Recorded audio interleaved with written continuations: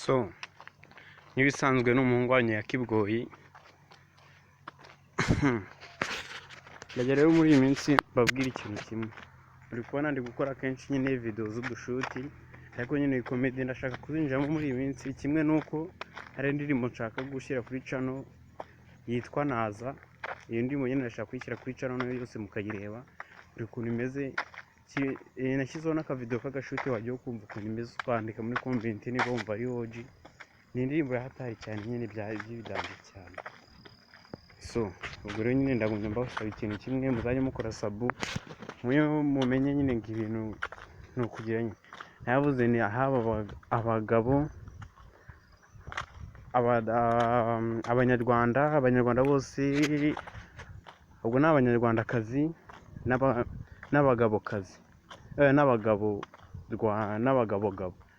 n'abanyarwandagabo. Nibyo navugaga nabi, n'abanyarwandagabo.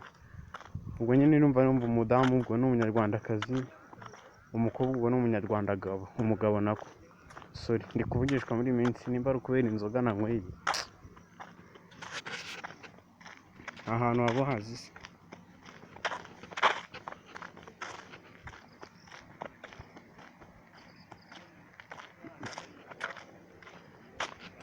Ahantu umuntu hazi yambwira muri comment akanyandikira aho ariho.